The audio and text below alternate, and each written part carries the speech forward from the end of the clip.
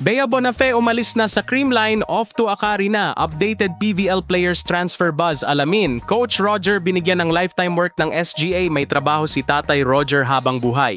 Habang papalapit ang bagong season ng PVL, hindi mapigilang mag-ingay ang volleyball community sa mga malalaking galaw, mga paglipat ng players, coaching changes, at mga rumor na unti-unting nagkakaroon ng hugis. Sa panahong ito ng pagbabago, isang pangalang patuloy na pinag-uusapan ay si Bea Bonafé, ang young setter na lumisan mula sa Creamline. Bagamat kilala ang CCS sa kanilang solid at consistent core, may mga hindi inaasahang galaw na naganap nitong off-season. Isa na rito ang tahimik na paglisan ni Bea Bonafé, isang promising setter na bahagi ng rotation ng team. Hindi maikakaila ang lalim ng setter lineup ng Creamline, Gia de Guzman, returning veteran at heart ng sistema, Kyle Negrito, reliable backup at long-time cool smasher, Mafe Galanza at recently added na si Rhea Villarete. Dahil dito, tila nagkulang ng puwang si Bonafé upang umangat sa rotation. Kaya't bagamat wala pang kumpirmasyon, malakas ang bulong-bulungan na si Bonafé ay posibleng lumipat sa Akari Chargers, kung saan kumakalat ang picture ni Libero Max na nasa background si Bonafé. Malaking tsansa na makita siyang maglaro sa Akari kapalit ni Mitch Cobb na recently lang ay nag-retire sa volleyball scene. Bukod dito, matututukan siya ng bagong head coach Tina Salak, na isa ring former setter at kilala sa playmaking skills ng kanyang mga atleta. Nagpaabot naman ng emosyonal na mensahe ang CCS.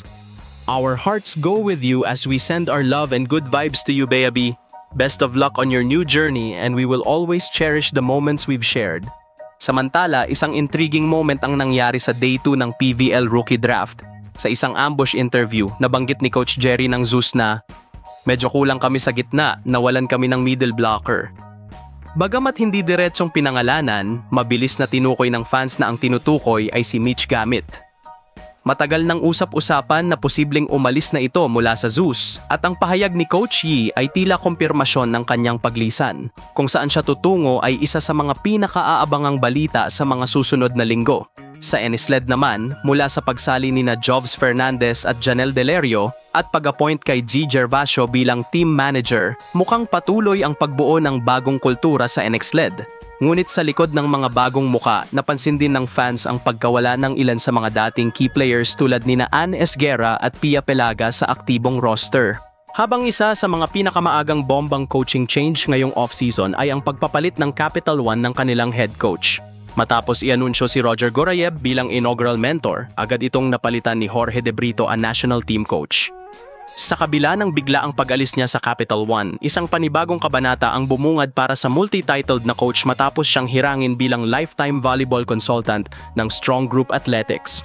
"Masaya ako kasi meron pa palang nagtitiwala sa akin," pahayag ni Gorayev na halatang emosyonal at nagpapasalamat sa pagkakataon.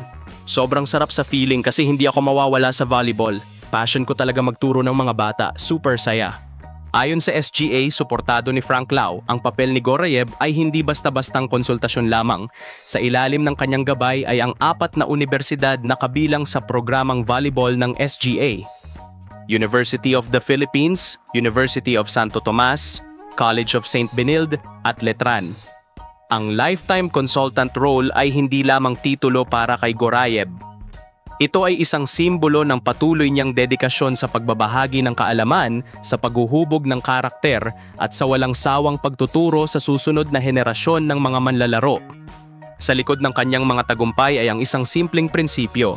Ang tunay na coach ay hindi lang naghahangad ng tropeo, kundi ng legacy na magtatagal. Sa SGA, mukhang natagpuan ni Gorayev ang lugar kung saan magpapatuloy ang kanyang pamana.